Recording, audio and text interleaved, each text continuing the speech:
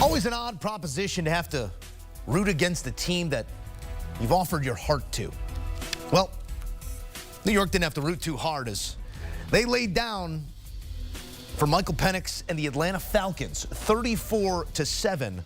A big loss, but a big win as they now stand alone atop the draft order, 2-13, and thanks to a unnecessary win, if you will, by the now sixth pick Raiders, who sit at 3-12 in that large mass of teams with 3 wins. The Giants on the clock and a quarterback of their choice, perhaps. Back in studio with Bryant McFadden, Joe Musso, your host. Mac, this is exactly what Giants fans wanted. They wanted to hold their own destiny in their hands. Now, not a playoff destiny, but the future of a franchise-type destiny, and have a pick of the quarterbacks. We'll talk plenty between now and April on what they should do at number 1 if they do find themselves there at season's end. But this day is sort of the one you look back on that could transform the direction of a franchise. No question. I mean, when you look at the Giants fans, of course, you've been frustrated with your team, but at this point in the season, you're looking forward towards 2025. And the bright spot for the Giants fans is potential draft seeding, right? Currently, you're sitting at the number 1 spot. The last time the Giants were this high, and we all knew they were going to address the quarterback position, they went out and landed a franchise quarterback in Eli Manning, a guy who led them to multiple championships. So you're looking and hoping for the same type of outcome. Currently, we know they're going to address the quarterback position, right? At the top spots in terms of the quarterbacks that will be available, there's only 2 guys, in my opinion. Cam Ward, Shedeur Sanders. It's all about who fits the best for this said organization moving forward. And also, too, Joe, will there be a shakeup in terms of the front office? Will the people in place now be there when the draft comes around? We don't know. We have to wait and see. But one thing we do know, currently as we see it today, if the draft was to happen tomorrow, the Giants would be the first team on the clock, and they would be addressing the quarterback position. Which guy? We don't know. We'll have to see how it all plays out. The poetry in it is that it's former Giant and now Raiders head coach Antonio Pierce offering the win that allowed them to be in that top overall position, reminiscent of when Lovie Smith and Davis Mills gave the Bears the first overall pick, which led to a trade, which led to the first overall pick, which led to Caleb Williams. These are the types of days that change trajectories of franchises. We'll see if they stay there at number 1, but as it pertains to the Raiders, when asked post-game, Antonio Pierce said, I'll talk to Tom Telesco about that. That's not my department. My department is winning football games.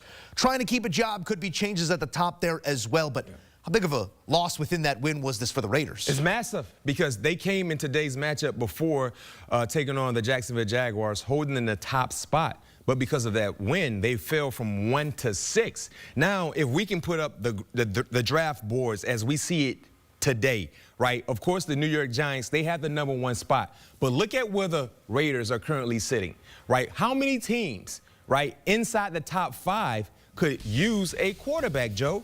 The Giants for sure. Tennessee is a team that needs a quarterback. Yeah. Right? So you're looking to climb if you're the Raiders. You got to get off a 6. Because if Tennessee sits here, seeing what they've been dealing with at the quarterback position, clearly Will Levis is not the guy. They're going to take a quarterback, in my opinion. So if you're the Raiders, and we know you need a quarterback in the worst way as well, you're going to have to maneuver and find a way to move from 6 to maybe to top 2 or top 3 to go get that quarterback if you see there's a guy that can change your organization for the better. So that's what happened today in terms of the Raiders winning. Because, of course, you have 2 more games left to be played. Anything can happen. But before they beat the Jacksonville Jaguars, they were holding the number 1 spot. We know they need to address the quarterback. Their future quarterback is nowhere on their roster right now. I think we all would admit that. So you have to figure out what's the best way to improve your team and what's the fastest way in doing so, selecting the draft. But if you stay put currently outside the top 5, I don't know if either one of those guys would be available by 6. No. And I'm being casual when I say I don't know. Yes, I know for sure. They won't be there.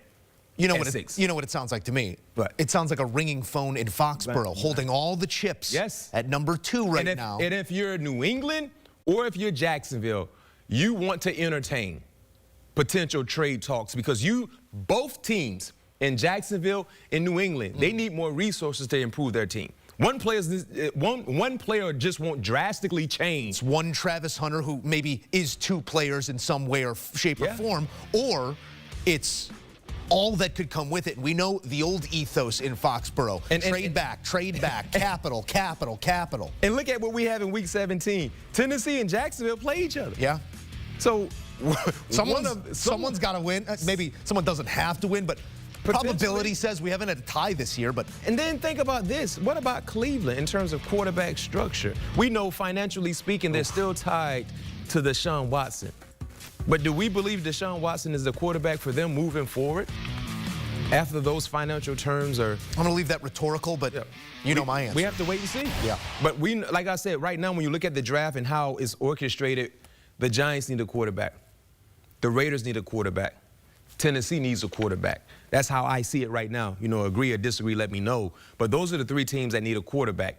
And for the Raiders, you're on the outside looking in because either one of those guys won't be there at 6. So if you want to move up to try to go get that quarterback, if you believe that guy is available, because the Giants are not trading out of one if it was to end today. I don't think so, Joe. It's going to take a handsome ransom for the Giants to say, you know what, we're moving back, knowing that they need a quarterback and knowing how their fans feel about either guy, Cam Ward or Shedeur Sanders. You know the old saying for the Raiders, it was just win, baby, win. It's why win? On a day like this, they fall from 1 all the way down to 6, and now maybe you have to pay that. Yeah, because last week we saw, signs saying tank for Shedeur. I don't think they had enough signs in the building today. Get to cracking with those Sharpies one more time. We'll see what happens when the dust settles, but we do have this.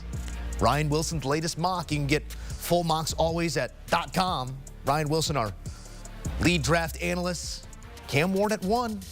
Travis Hunter going at 2, and then coming up to 3 with a trade with Jacksonville, as we just pondered, Shedeur to Vegas. We'll see how big of a factor the want is from the Sanders camp, whether they want to be New York Football Giants.